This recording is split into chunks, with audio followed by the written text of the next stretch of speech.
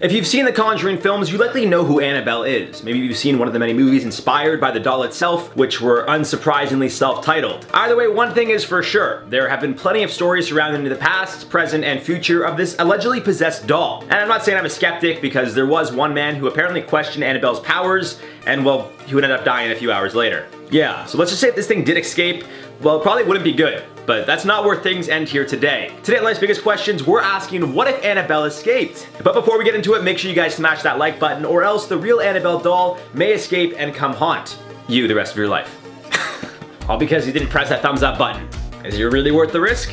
I don't know, guys, you tell me. Only one way to find out, but don't say I didn't warn you. Alright, so this Annabelle doll, what's her deal? Where'd she come from? Why have there been so many movies made about her? Well, let's kick it off with her origin story, which to no surprise is subject to change depending where you look. One thing seems to remain certain, a lot of what was shown in the movies didn't actually happen, and to no surprise, the filmmakers over-dramatized a lot of what did happen, which would also make its way onto the big screen. Where did this doll really come from in the first place? It was given as a gift, specifically a birthday present, to a 28-year-old nursing student named Donna. Her mother bought the doll, specifically a Raggedy Ann doll, from a hobby store in 1970. It's unclear if it was bought brand new or used, however, Raggedy Ann dolls were quite popular since the children's book, which was released in 1918 and would go on to be a bestseller. Going back to Donna, who at 28 had just been gifted a brand new Raggedy Ann doll, it seems after a year of weird things happening, Ed and Lorraine Warren would be called in. The Warrens have since reiterated what Donna explained happened, and it includes not only Donna, but her roommate Angie, who was also a nurse, and Angie's fiance Lou. According to the Warrens, as per Donna, at first the doll would appear to move on its own. Donna would go to work, place the doll one way, only to come home finding it sitting in a totally different way. Although it was confined to the bed, or appeared to be, Donna was certain it moved throughout the day. Over time, the doll would start to move on from different positions on Donna's bed into different rooms around the house. Some days it would even be back in Donna's room with the door shut. Donna claimed that at points they would find the doll with its legs crossed and arms folded. Other days it would be kneeling on a chair, which seemed next to impossible because each time Donna and Angie tried to position the doll to kneel on its own, it would fall over. At one point, Lou would claim to have been attacked by the doll one night and more than once appeared to have scratches appear randomly on his body. Following all this craziness, to no surprise, Donna called the priest who called the higher up, who ended up calling Ed and Lorraine Warren. After they investigated, an exorcism was performed in the house to cleanse it at the request of the Warrens, and they would end up taking Annabelle with them at the request of Donna. The Warrens would go on to open a museum, and of course, Annabelle would be left on display behind a mostly wooden frame with a glass piece for viewing purposes, of course. And similarly to the film, the real Annabelle doll has a warning sign as well as a tarot devil card on the front. The Warrens were in possession of Annabelle up until their deaths, leading to their son-in-law,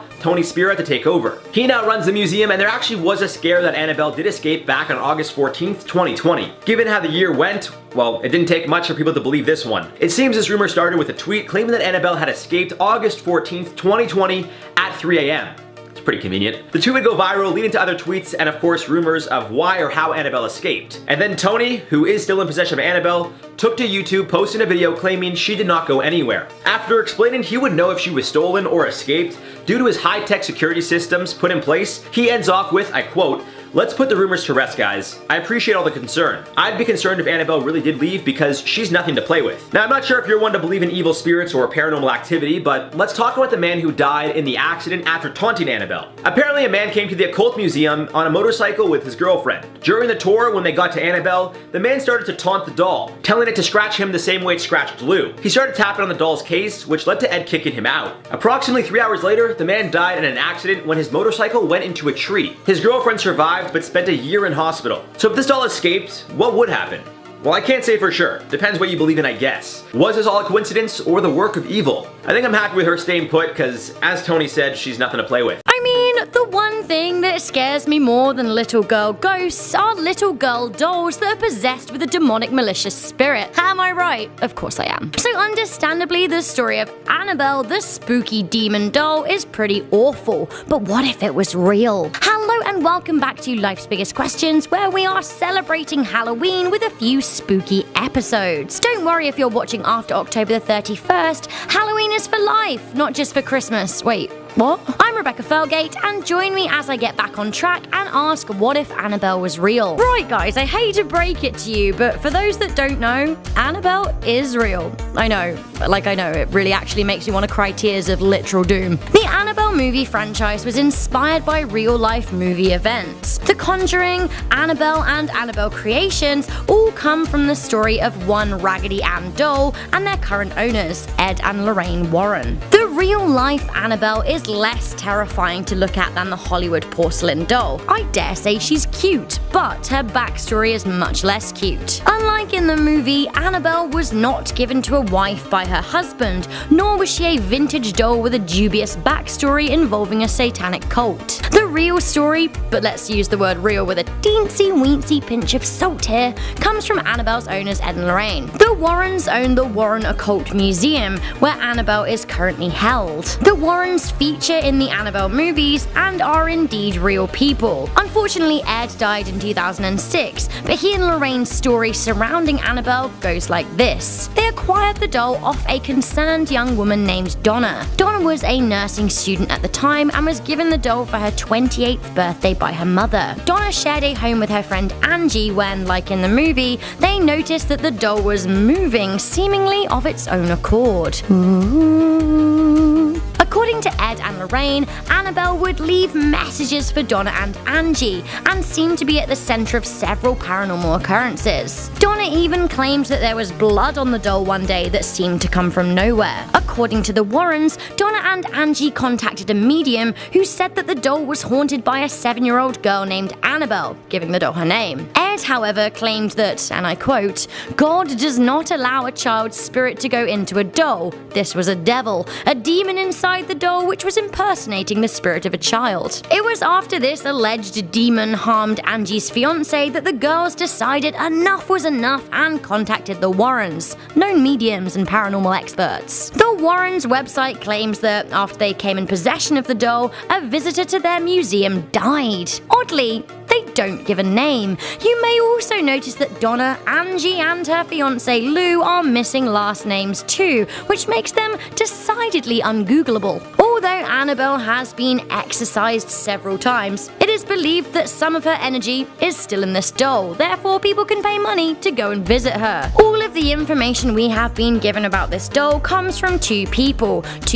who make money out of the paranormal. So we know that the story from the Annabelle Hollywood movie franchise is based on a real life story, but who knows if the Warrens' story is based in any truth at all. If it is, and if she was real, then blimey, that must mean demons are real too. And they really do like to get inside mini human figures. Annabelle, Robert, and the gang are out there to get us. Although, isn't possessing a teeny and very kickable figure a kind of inefficient way to cause satanic destruction? Why not possess something bigger and better? Think about it though, if Annabelle was real, would she stay locked up obediently in a perspex box in an innocuous town in Connecticut? She has the power to kill a man, but not escape a box. Lol. No. If Annabelle was real, she would have ditched Connecticut years ago and strutted her stuff like a big bad evil in a place she could do more damage, like say New York. Oh, I've just thought of a new movie for the franchise. What about Annabelle, Murderer in Manhattan? Hollywood, feel free to send me that big fat check in the post. Thanks. Annabelle may have been real to the Warrens, but that doesn't mean that she is real. But of course, that doesn't mean she isn't. Like with ghosts, vampires, and werewolves, skepticism is very healthy, but any true questioner should never turn their back on proof. The problem is, when it comes to this kind of thing, scientific proof seems to be lacking. So guys, do you think that Annabelle is real? If she is, what is her game plan? Will she ever escape her perspex prison? Are thick layers of plastic the one true way to stop demons? Hello internet and welcome back to the most inquisitive channel on YouTube, Life's Biggest Questions, the place where demonic horror and speculative fiction meet their maker in a glass cage of emotion, the likes that the world has never seen before. What's going on guys? As per usual, I'll be your disembodied floating voice, Jack Finch, as we creep open the door, turn on the lights and shriek in horror at the sight of a walking, talking, demonic children's toy and ask, what if the Annabelle doll escaped Ed and Lorraine Warren's museum. Now, if you've never heard of the New England Society for Psychic Research, then you'll be forgiven because paranormal investigation isn't for everyone, particularly the faint of heart. But in 1952, husband and wife duo Ed and Lorraine Warren founded the oldest ghost hunting group in New England, which went on to spawn one of the widest collections of the allegedly otherworldly, a host of demonic artifacts and items that are cursed and shrouded in paranormal mystery. Based in Monroe, Connecticut, the Warrens Occult Museum allegedly hosts the largest array of obscure and haunted artifacts, items which were used in extremely dangerous occult activities and diabolical practices around the world. One of these items, perhaps the most iconic, is the ancient and evil Annabelle doll. Well, what would happen if that doll suddenly, and with nefarious purpose, sprung out of its glass cage and walked right out of its museum-based mausoleum? Well, let's find out. Before we jump into that though, you all know the drill by now. If you're a fan of this video, the Warrens, ancient and evil dolls, or just LBQ in general, then do the right thing and hit that thumbs up button, as well as share this video with your wider fan base of demonic friends. To get in touch with the creative team at LBQ, feel free to scour our information below. On with the show. According to legend, this particular demonic possession was a Raggedy Ann doll that was given to a student nurse in 1968. After the doll had appeared to be behaving strangely, shall we say, a psychic medium eventually told the girls that the doll was unfortunately inhabited by the spirit of a dead girl named Annabelle. Supposedly, as the story goes, the student nurse and her roommate first tried to get along with Annabelle by accepting and nurturing the possessed doll. Yeah, that's never a good idea, right? Eventually though, as always happens, the girls became completely terrified by Annabelle after the doll's malicious behaviour, who then contacted the Warrens for help and removed the doll to their museum after proclaiming it demonically possessed. And that's where we're at right now. Don't get me wrong, there's a hell of a lot of skepticism surrounding this demonic urban legend, with most skeptics dismissing the Warrens Museum as off-the-shelf Halloween junk that you could buy at any gimmick store. Many studies have also shown that the Annabelle legend is an interesting case study into the relationship between pop culture and paranormal folklore, speculating that the cookie-cutter demonic doll first gave rise to films such as Child's Play, Puppet Master and Bride of Chucky, a frenzied response to the gothic fear of the uncanny, something not quite human. In all likelihood, the early Robert the Doll legend is mostly responsible for this, and as well as the living doll episode of The Twilight Zone. It's a fear that hits a chord all the way from childhood into our adult lives. Dolls are freaking spooky, man. Well, let's turn up that fear a tad more and say that on one quiet September night, Father Jim, the priest that currently curates the Occult Museum, finds something a little out of place. As he goes about his nightly business of shuffling around the place in his soft cloth sandals, Father Jim jingles his keys into the lock, where he notices that, strangely, the door to the museum is already ajar. He slowly creaks the door open when he sees it in the soft red glow of the museum, the glass case that Annabelle inhabits, with a placard that reads, "Warning, positively do not open," alongside a tarot card of the devil. It's smashed and the broken glass lays shattered on the floor. The Raggedy Ann doll is nowhere to be seen. Has she been stolen? There's no way. Who would want to steal a demonically possessed doll? But that's when Father Jim sees it, in the reflection of the broken glass, the small figure of a red-headed doll standing in the doorway behind him. The door slams and the lights go out. I mean, in all seriousness though, if Annabelle the doll escaped the Warrens Occult Museum, then we'd all have to collectively start sweating a little bit. If the Annabelle doll is real and indeed a demonic spirit hell-bent on violent misdeeds, then it's safe to say that the majority of the Warrens case studies would also be real. While Ed Warren would never live to learn of the vindication of his life's work, Lorraine would be sitting there with a pretty smug look on her face, a quiet, "I told you so, you jack." If the Annabelle doll is real, then the Enfield poltergeist is real, the Amityville horror, Valak the nun is real, heaven and hell are real, the entire foundation and pantheon of the Christian church is real, hellfire, judgment day, possession, exorcism. Paranormal investigation would be big business, and the New England Society for Psychic Research will be hot property when it comes to saving our mortal souls. But where's Annabelle in all of this, as she ushers in this new dark age of demonic reign? Well, she's right behind you. Both Ed and Lorraine Warren are sadly now dead, however they leave behind them a legacy of paranormal investigation as well as an occult museum filled with relics of their at times horrifying past. When it comes to ghost hunting and demonic possession, it is hardly ever case closed. With the pair now passed on, what if another generation of investigators took up their work? People are very, very interested in the museum, and there's some people that are afraid to even go in.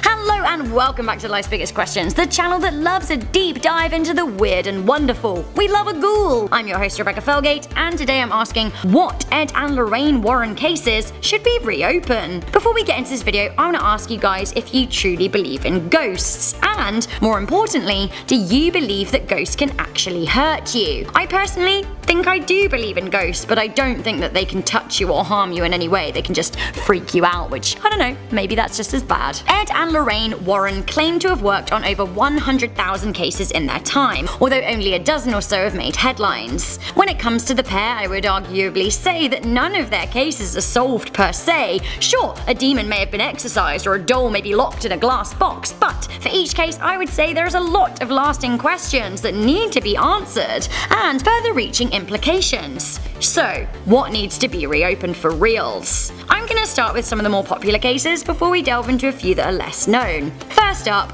get that glass open and unleash the Raggedy Ann. I need to know more about what the heck is going on with Annabelle. Annabelle resides in the hallowed halls of the Warrens Estate Occult Museum in Connecticut. The story goes, you guys have probably seen the movie so you may roughly know, but basically in 1968 a nurse was given a doll that seemed to be possessed by a dead girl called Annabelle. However, Ed and Lorraine Warren concluded that actually that was all a ruse and she was really possessed by a nasty, nasty demon. The story goes that even after she was interred into the occult museum, she caused a number of deaths, including that of a young man who tormented her. Annabelle isn't the only doll the Warrens have encountered either. There are 2 voodoo dolls at the museum as well, and a shadow doll that's been said to cause hellish nightmares and stop people's hearts. I'm thinking that shrugging and occasionally accepting that these satanic little critters do evil and just occasionally getting a priest in to bless the place isn't really a resolution, is it? We need a deeper understanding of why evil can manifest in tiny humanoids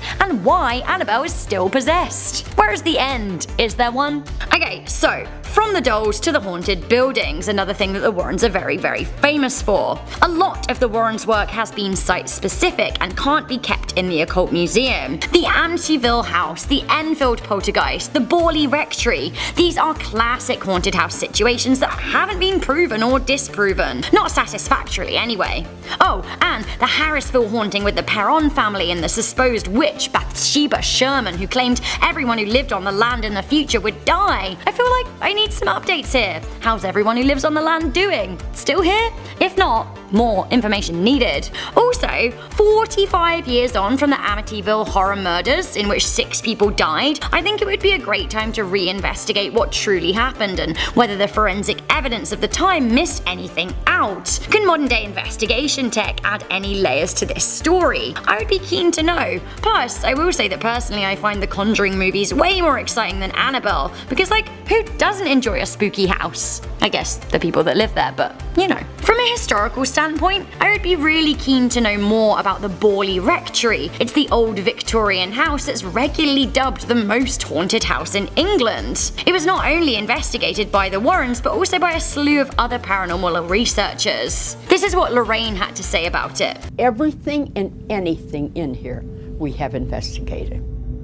Don't ever touch anything, and if you do, let me know. So if that's the case, it seems like it would be pretty easy to pick up and get something ghoulish on the go. Perhaps there could be a reality TV show about it. If something happens as soon as you enter the area, why aren't we testing the water and doing more, you know, entering? Like, I'm pretty pro reopening all of the big, easy to access cases and taking modern day ghost hunters to key spots, but I'm also kind of feeling doing a much deeper dive into the occult museum too, because there are allegedly some seriously spooky artifacts there. The only issue is that the museum is for private tours only, and the artifacts of the Warrens estate are, more often than not, at absolutely under lock and key. I don't know why we're all planning on storming Area 51 when actually it would be way easier to storm the museum and go get Annabelle and her band of demonic mates. Not that I'm encouraging that or anything, because it's still breaking and entering, but also of interest in the museum is a satanic wood sprite who was found in the woods by a man who also claimed he saw a mystery chap in a black cloak. Good. Not that I'm encouraging an invasion or anything, that's still trespassing, but I will say there are still a lot of other interesting things in the museum. For example, a satanic wood sprite who was found in the woods by a man who also claimed he saw a mystery man in a black cloak. Lorraine even claimed that that very same statue caused her to levitate once, and if that isn't worthy of an investigation, I seriously don't know what is. There's a statue out there that can make you levitate, I mean WTF. There is also a mirror that can be used to summon spirits good and bad, which kinda seems worthy of a little ghost roulette. The list goes on and on. There's a haunted organ, a vampire coffin that the Warrens claim is real, ghouls galore all under one roof. My question is though, say we storm the museum, although once again I'm really not encouraging that, but say it did happen, would people be able to weaponize the artifacts there? Could they fall into the wrong hands? Would people use them for evil? I feel like everything under the roof would be ripe for the placking by the SCP Foundation. There is one case that really stands out to me though, one case that if true could be a total game changer. I am talking about the Arnie Cheyenne case of 1981, in which the Warrens claim to have met the real devil. The devil, guys, like OG evil, the man himself. They wrote a whole book about it called The Devil in Connecticut, but the trial itself was famous. It's known in pop culture as the Devil Made Me Do It case, one of the first times someone used the devil as their defense. It all started with a so-called possessed 11-year-old, David Glatzel. This is where Ed and Lorraine first stepped into the picture. The pair were called in to try and rid the boy of the demon, along with a Catholic priest. Over the course of several days, the group thought that they rid the boy of the demon. However, it may or may not have fled into his older brother, 18-year-old Arnie. A few months later, Arnie actually killed his landlord in an argument. His defense lawyer argued that he was nothing but possessed by the devil, and the Warrens, who had met him and already had dealings with him, were called in and testified in court. The pair did claim that they did believe him to be possessed by the devil. After their testimony, Arnie only served 5 years in jail, and he was released in his mid-20s. Not much is known about what he's up to these days. He's likely been given a new identity, but again, I just need more information here. If the devil is real and can truly possess humans, then, doesn't that sort of kind of change everything that we think about life ever? I think it does. Maybe the answer to this question is that actually we shouldn't reopen any of the Warrens' cases for fear of reopening old wounds and unleashing old curses, cause ain't nobody got time for that. But I have to say, I'm not sure that that's progressive to science, learning and understanding. There is a lot of genuine mystery surrounding the work of the Warrens, and I find that mysteries stay mysteries if we leave them alone. I don't know about you, but I certainly want to know more, and I hope that another generation can. So guys, what do you think? Do you think Ed and Lorraine Warren cases should be reopened, and if so, what would you start with? Do you believe in any of them, and once again, do you believe that ghosts can harm you? Let me know your thoughts in the comments section down below. You've likely heard of the Conjuring franchise, potentially even saw the films in theaters. It seems to be one of the fan-favorite horror films of the 2010 era, potentially of all time, with the Conjuring universe now taking on a life of its own. Literally. At the time of this recording, there have been 7 films in total, including The Conjuring 1 and 2, the 3 Annabelle films, The Nun, and The Curse of La Llorona. On top of these 7, there are 3 more feature films coming out in the near future, including the 3rd Conjuring film, The Crooked Man, and an untitled Nun sequel. Fun stuff. Some of you may or may not know that these films, not all, but some, are based on real-life events, however incredibly exaggerated. That being said, today on Life's Biggest Questions, we're asking what if The Conjuring was real? Now, some will argue it is real, while others will likely deny it until something supernatural happens to them. I'm just a host, so please don't make an example of me. Alright, smash that like button, let's get into it. Now, as you likely know, the original Conjuring films are based on the stories of Ed and Lorraine Warren, who are paranormal experts or investigators. Potentially 2 of the most well-known investigators prior to the films. Well, to no surprise, with the success of the Conjuring franchise, I think it's safe to say they are now the most famous. I mean, I don't know any other paranormal investigators, and before The Conjuring, I didn't know Ed or Lorraine Warren. So let me know in the comments down below if you know of any other paranormal investigators, because I find this kind of interesting. Like, how much money could you really make, you know? I feel like it's all just a cash grab. Did I just say that? My bad. Either way, guys, in regards to Ed and Lorraine Warren, well, unfortunately, Ed passed away in 2006, but Lorraine was a consultant on the film, and in her own words, I quote, "The things that went on there were just so incredibly frightening." Some have argued that Ed and Lorraine are just very good storytellers, as neurologist Stephen Novella put it, citing the fact that the couple who also investigated the Amityville horror have also had that turned into a film. I quote him saying, "You could do a lot of movies based on the stories they have spun, but there's absolutely no reason to believe there's any legitimacy to them." Of course, the Perron family, who actually claim to have dealt with these evil spirits in the Conjuring house, have also spoken out. More specifically, Andrea Perron, the oldest of 5 children to Roger and Carolyn, spoke with USA Today when the film was first making headlines. Although there are some similarities between the film and the real experiences the family went through, to no surprise, some of it was incredibly exaggerated. For example, in the film, the family only lived in the house for a short period of time, whereas in reality, they were actually there from 1971 until 1980. That being said, when asked why they didn't just leave the house, especially after Andrea explained how the family would consistently smell what they would believe to be rotting flesh, and even had beds flipping over at 5 o'clock in the morning on their own, in her own words, I quote, "I hear that question most every day. I think we were supposed to have this experience and share it with the world." Now that's, alright. And of course, when asked about naysayers, Andrea explained, I quote, "Both my mother and I would just as soon swallow our tongue than tell a lie. But people are free to believe whatever they want to believe, but I know what we experienced." Now, in real life, the Warrens were actually kicked out by Roger after he felt the investigation of paranormal spirits was taking its toll on his wife's mental health. Still, they decided to live among these spirits for about 10 or 11 years before finally moving out, due to a financial struggle the family was dealing with. Now, take from all that what you will. As I previously mentioned, there have been numerous films or spin-offs related to the Conjuring franchise, and Andrea has now self-published 3 books about her experience or her family's stories, which again, I'll be honest with you guys, I fully back it. Regardless if you believe in this stuff or not, people will say it's fake because she's making money off of it, but the reality is, I mean, if you're dealing with it anyways, you may as well tell your story. Besides, you guys think Ed and Lorraine Warren would do these investigations for free? I mean, I don't know what they would charge, but I can promise you right now, the government did not fund their spirit hunting. Meaning people would likely have to pay an arm and a leg to pay for the pair to show up. And I'm not saying that's why the Perron family couldn't move out for 10 years, but I mean, it seems after Ed and Lorraine Warren were kicked out, the family stayed put for a little while. Just saying. Either way, let's talk about what happens if all of this was actually real, which, I mean, it kind of is real, but exaggerated. So let's talk about if it was all right on the money, scene for scene, completely accurate. Well, that'd be pretty f***ed up. Now, all kidding aside, I think if all of this were real, well, the entire world would be introduced to paranormal activity. It's no secret there are certain cultures, religions, or even areas in the world that are more into the belief of the afterlife, paranormal spirits, ghosts, and so on. But with that being said, I think the majority of people are in the camp of they need to see it to believe it.